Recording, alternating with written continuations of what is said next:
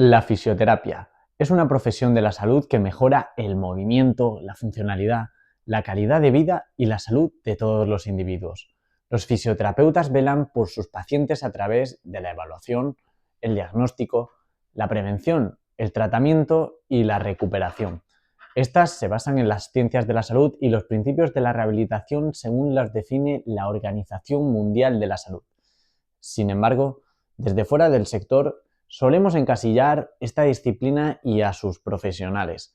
Desde Desempleando Estereotipos, hemos querido demostrar que los fisioterapeutas pueden especializar su carrera profesional en otros campos menos conocidos, pero igual de importantes, como por ejemplo la contribución a las ciencias de la salud. Hablamos de dedicarse a la investigación. En la Facultad de Fisioterapia de la Universidad de Murcia, el profesor Ramón Pla Ferriz, del Departamento de Anatomía Humana y Psicobiología, está desarrollando varios proyectos centrados sobre todo en el estudio de las neuronas. En algunos de ellos intervienen alumnos de fisioterapia, lo que les ofrece una nueva y más amplia visión sobre esta carrera que aún es joven. El propio profesor Pla nos lo cuenta. ¿A qué se dedica concretamente en la universidad? Bueno, yo estoy en el departamento de anatomía humana, es anatomía humana y psicobiología, y el área es anatomía humana y embriología, y nosotros nos dedicamos a dar clases básicamente de anatomía en diferentes grados. O sea, yo soy uno más de los muchos profesores que hay aquí, pues dando clases pues, en fisioterapia, en medicina, enfermería, logopedia, bueno, básicamente todos los grados que tienen alguna asignatura que sea relacionada con la anatomía humana. Dentro de la anatomía, ¿cuál es su especialización concreta? Quiero decir, hemos visto que se dedica a algo relacionado con la embriología. ¿Puede explicar en cristiano qué es esto realmente? Bueno, nosotros en realidad cuando damos la anatomía se supone que todos los profesores entendemos toda la anatomía en su conjunto, o sea, lo damos todo. Lo que sí que hacemos es adaptar la asignatura dependiendo del grado. Me explico, por ejemplo. A un odontólogo no le interesa el resto del cuerpo salvo lo que sea la cabeza y el cuello. Entonces, se le da esa parte de anatomía. ¿Eso significa que el profesor no sabe del resto? No, el profesor tiene que saber del resto. Porque muchas veces ese profesor da también clase, por ejemplo, en enfermería, donde sí tiene que saber. Entonces, nosotros no es que estemos especializados en otros grados, por lo que he oído, sí que hay profesores que solo imparten unos ciertos temas en todos los grados y se dividen así una asignatura. Nosotros no lo hacemos de esta forma. Nosotros lo que hacemos es que nos dividimos el grado en su totalidad. Pero eso no significa que al año siguiente no cojas otro grado. Por eso, por tanto, todos los profesores de aquí tienen que tener conocimientos generales de toda la anatomía, no simplemente de una parte de ella. Vale. Dado que nuestro trabajo va relacionado con el tema de la fisioterapia, usted, como ha dicho, se dedica a la biología. ¿Por qué trabaja con fisioterapeutas? Vale, yo terminé la carrera de verdad como biólogo y luego lo que hice fue hice la tesis en neurobiología en el Instituto de Alicante, en el Instituto de Investigación de Alicante, de Neurobiología de Alicante. Y una vez terminé mi periodo predoctoral, entonces hice un periodo postdoctoral en San Francisco, en el laboratorio del doctor John Rubenstein, en la UCSF, la Universidad de California de San Francisco. Una vez terminé mi periodo postdoctoral, evidentemente yo estoy especializado en todo lo que es el campo de neurobiología, especialmente en neuroanatomía, aunque es verdad que he tocado otros ámbitos como electrofisiología o biología molecular, lo que al querer volvernos aquí a España, para volverte a España, si tú quieres continuar tu carrera investigadora, solo hay dos caminos, por desgracia. Uno es estar en la universidad, meterte dentro de la universidad, en el cual tú puedes continuar parte de tu carrera como investigador, y otro es como científico titular. A mí no me acaba de gustar la parte de científico titular porque siempre me ha gustado un poco la docencia. Entonces tuve la oportunidad primero de tener un previo contacto en la Universidad de Albacete porque conseguí un proyecto, nosotros llamamos un grant, básicamente es un proyecto de retorno para poder volver y desarrollar parte de mi trabajo como investigador. Ahí tuve contacto, tuve venia docendi para poder dar clases, me gustó el dar clases en la Universidad de Medicina, entonces daba clases en la Universidad de Medicina allí y surgió, un amigo mío contactó conmigo diciendo que había posibilidad de que viniera aquí porque se habían ofertado una serie de plazas. Y por tanto tú concursas en la universidad cuando se abrieron esas plazas, yo concursaba por méritos en compañía de otro tipo de gente. oposité y básicamente gané la plaza. Antes hemos estado hablando con alumnos de Ujú. fisioterapia, también con profesores, y nos han comentado ciertos sesgos que hay en relación a la profesión. ¿Qué visión crees que tiene la sociedad de los fisioterapeutas? Bueno, claro, es verdad que ese ámbito me cae un poco más lejos. La visión que tienen básicamente, supongo que la sociedad es básicamente de un profesional al que acudes cuando realmente tienes un problema muscular o tienes un problema de algún otro tipo en el cual no te impide, de cierta manera, el movimiento.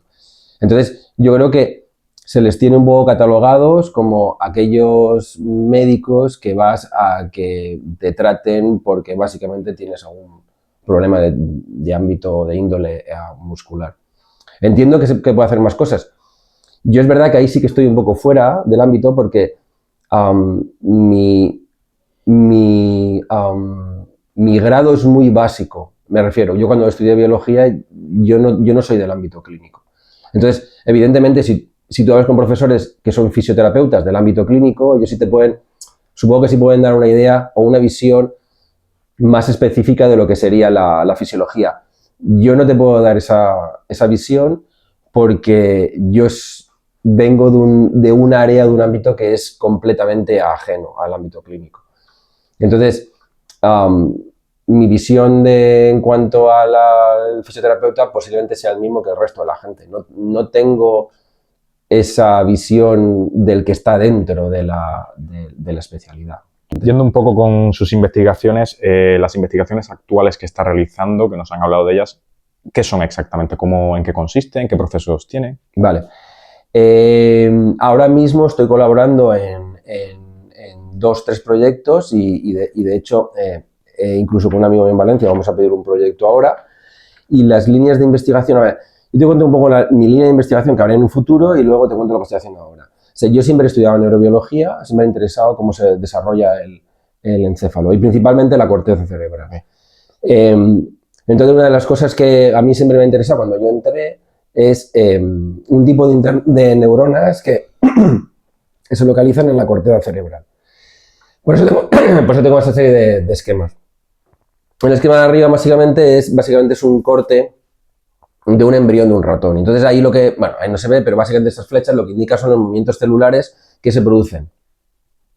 Cuando yo entré primero con Oscar Marín, se había acabado de descubrir recientemente que había un tipo de neuronas que se generaban en un lugar muy distinto al que iban a estar finalmente y por tanto tenían que moverse, tenían que desplazarse. Y desplazarse no significa un poquito, sino desplazarse estamos hablando de varios milímetros. Varios milímetros para incluso centímetros, varios centímetros para una célula es mucho, contando que esta célula se puede mover a un alrededor de 28 micras al día. Entonces, a nosotros nos interesaba saber qué procesos había que permitían que estas células llegaran a su destino sin que se perdieran. Entonces, toda mi carrera no solamente ha sido estudiar eso, sino es conocer este tipo de neuronas. ¿Por qué son importantes estas neuronas? Estas neuronas se dedican básicamente a controlar a las otras, a las principales.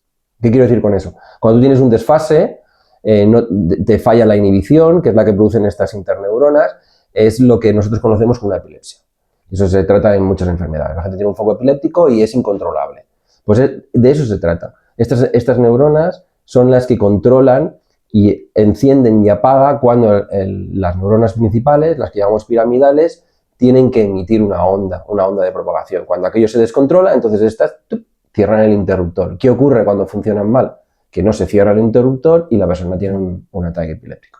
Ahora en día se ha visto más, se ha visto que tienen importancia en otros síndromes neuropsiquiátricos, el síndrome de Rett, autismo, bipolar, síndrome bipolar, o sea, en multitud de enfermedades neuropsiquiátricas.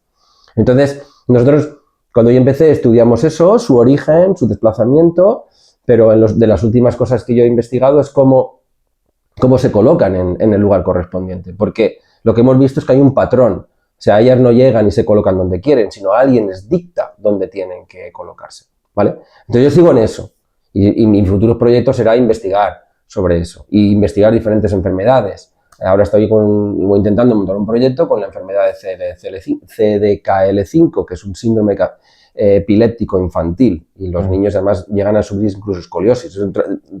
De hecho, los fisios los tienen que tratar porque las crisis epilépticas son tan fuertes que acaban incluso doblegándoles la columna. Eso es una cosa de un futuro. Entonces, ahora mientras monto todo esto, estoy colaborando con otros profesores. En uno de los profesores estamos investigando el origen de un tipo de neuronas que se producen en el hipotálamo y de cómo se mueven estas. Eso es una cosa. Y la otra cosa, en la cual también estamos colaborando mucho, en la cual está implicada mi alumna interna, María, es que colaboro con la planta de arriba de fisiología en inflamación. Él está estudiando el inflamosoma, pero él es fisiólogo y principalmente está interesado en patologías renales. De hecho, lo que ha visto es que la diabetes, hay una cierta diabetes que puede producir daños renales y siempre le surgió la idea o la curiosidad de saber si el cerebro también se veía afectado. Entonces me contactó conmigo, estuvimos hablando, nosotros colaboramos en una asignatura de Ciencia y Tecnología de los Alimentos y a raíz de colaborar en la asignatura empezamos a hablar y discutir y él me lo comentó. Y entonces ahora mismo estamos en ello, estamos intentando averiguar si estos ratones que son diabéticos a su vez desarrollan problemas neuropsiquiátricos. Entonces las primeras cosas que estamos intentando averiguar es el número de neuronas que tienen, si estas están bien conectadas, etc. Y resultados preliminares parece ser que apuntan que efectivamente hay un menor número de estas interneuronas en el cuerpo estriado. El cuerpo estriado, seguramente lo sabéis, está muy implicado en el movimiento. De hecho, hay un grupo en Valencia que está colaborando con nosotros, que está midiendo los axones, el número de células que hay en el nervio, el número de axones que hay en el nervio ciático, y ha visto una reducción. O sea que, evidentemente, hay algo ahí. O sea que ahí es donde vamos a darle, esa es nuestra diana. Y esos son los dos grupos de aquí de la UMU, y el proyecto que voy a empezar ahora con mi amigo de Valencia, él está interesado en ictus cerebral. Hay una molécula que ya la descubrimos cuando estábamos con nuestro antiguo jefe, que era Óscar Marín, que es neuregulina, que está implicada en muchos aspectos, desde la migración de estas interneuronas hasta cómo conectan, cómo sinaptan unas con otras, y parece ser que también está implicada en la recuperación frente a un ictus. Parece ser que los animales tratados con esta molécula hacen que los axones que quedan reinerven mejor el área que está dañada. Y ahí seguimos. Esas serían las tres, más o menos, las tres cosas en las que estamos implicados. Vale. Has señalado la colaboración con la planta de fisiología. Sí. ¿Qué tan importante es la colaboración entre las distintas ramas o sectores del mundo de la investigación, la medicina y en general? Crucial. O sea, nosotros yo colaboro con muchísima gente y es la única forma de avanzar, porque en el mundo de la investigación, al final, con el tiempo, te acabas especializando en una parte muy pequeñita de tu terreno y eso puede ocurrir dos cosas. Primero, es que te pierdes lo que hay alrededor, o sea que es un problema porque no acabas viendo el problema en su conjunto, porque estás tan focalizado en tu pequeñita proteína o tu pequeñito gen que no ves el resto del bosque, por decirlo de alguna forma, hasta que alguien te comenta, oye, ¿has tratado esto o has visto esto de otro punto de vista? Porque estás demasiado focalizado. El tratar con diferente gente te abre la mente. Eso por un lado. Y segundo, es que es imposible saber de todo. O sea, cuando uno empieza con uno de predoc, pues, tiene mucho interés y mucha inquietud en intentar aprender muchas técnicas y saber mucho de todo, pero cuando vas llegando a cierto nivel te das cuenta que es imposible. Entonces, al final, a lo que recurres es a otro especialista de otro campo en el que él es muy bueno en eso y tú careces. Es bueno saber un poco más o menos de qué va la técnica, pero evidentemente no puedes llegar al grado de especialización que tiene otra persona. Eso implica que si yo tengo que trabajar con un electrofisiólogo, pues no tengo ningún problema. De hecho, yo he aprendido mucho con los electrofisiólogos cuando estuve en San Francisco, un muy buen amigo mío. O por ejemplo, alguien que haga biología del comportamiento. Y me da igual de qué área sea, me da igual que sea de fisiología, me da igual que sea de enfermería, porque te puedo decir, oye, ¿has visto este fármaco? Entonces, ese tipo de colaboraciones no solo son muy productivas, sino se deberían hacer. De hecho, mi idea es en un futuro colaborar con médicos. O sea, evidentemente va a ser una colaboración en la cual ellos me pueden aportar la parte de su conocimiento y yo le voy a aportar otra parte de conocimiento. Ellos saben mucho de su terreno y yo sé mucho de lo mío. Y esas sinergias son las que hacen que después los proyectos vayan hacia adelante. De hecho, es lo que se prima hoy en día en los proyectos, que hayan sinergias.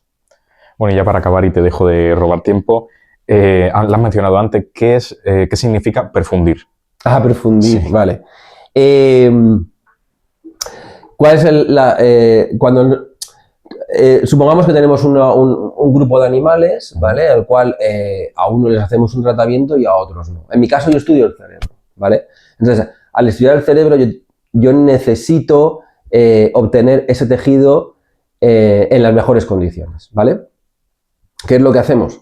Pues básicamente perfundir significa pasarle una solución de un formaldehído, da igual el que utilicen, hay mucha gente que utiliza unos u otros, nosotros lo utilizamos para formaldehído, a través del corazón, utilizando los propios vasos del animal. Así con eso conseguimos que llegue esta sustancia a todas las partes del cerebro. Primero, antes de eso, lo que se hace es un lavado de la sangre. ¿Por qué se hace un lavado de la sangre? Porque la sangre es muy antigénica, que llamamos. ¿Eso qué significa? Que luego cuando vayamos a buscar las proteínas que a nosotros nos interesan, como es tan antigénica, nuestros anticuerpos diseñados para esa proteína es fácil que se peguen a la sangre. Y entonces al final te da lo que llamamos, da mucho fondo. Entonces no sabes si lo que estás viendo es real o lo que estás viendo es simplemente porque lo que se está pegando es a la sangre.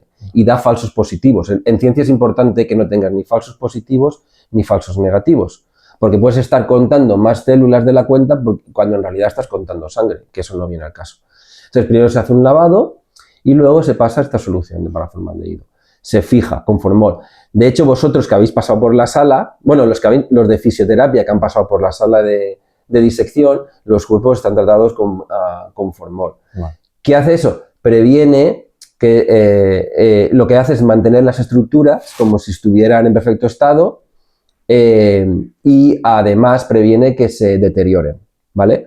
Creas que tu ultraestructura o tu estructura citológica sea lo más perfecta o lo más comparable como si estuviera vivo. La forma que se consigue es creando una serie de puentes de hidrógeno entre las diferentes proteínas. Eso da igual, ¿vale? Vale. Pero eso es tu misión. ¿Es la única forma a través de la perfusión? No, se puede hacer en muchas formas. Tú puedes conseguir eso a través de muchas otras formas. Se puede hacer con los alcoholes también y deshidratando el tejido. Pero bueno, nosotros lo hacemos de esa forma. Entonces, una vez terminas ese proceso, pues se llama perfusión transcardíaca, porque inyectamos el formaldehído a través del corazón. Entonces, a partir de ahí ya extraemos el tejido que a ti te interese. En mi caso es el cerebro. ¿Qué hacemos luego con ese cerebro? Pues normalmente, como el cerebro es muy blando, entonces para poderlo conseguir cortar en secciones muy finas para poderlas ver en el microscopio, pues o bien lo congelamos, y todo el mundo sabe que al congelarlo es como la carne, como hacer el carpaccio. La única forma de cortar el carpaccio es cuando está congelado o semicongelado. Entonces, o se congela el cerebro, o lo que hacemos es incluirlo en una especie de como de resina, de molde, que hace que esté compacto. ¿Vale? Hay diferentes técnicas, que eso da más o menos igual. Pero la idea es la misma, es intentar cortar secciones finas homogéneas. O sea, que si yo corto 20 micras, asegurarme de que son 20 micras. En el caso de que se congele, bueno, se hace un pretratamiento para evitar que se formen cristales de hielo y rompan la estructura, que bueno, se utiliza una especie de anticongelante parecido al de los coches, etc. Y ya está. Y a partir de ahí, ya, una vez tienes los tejidos, pues bueno, pues haces las tinciones pertinentes, etc. Ya está listo para poderlo estudiar. Es una técnica básica que hacemos los biólogos. Pues muchas gracias y con eso hemos terminado.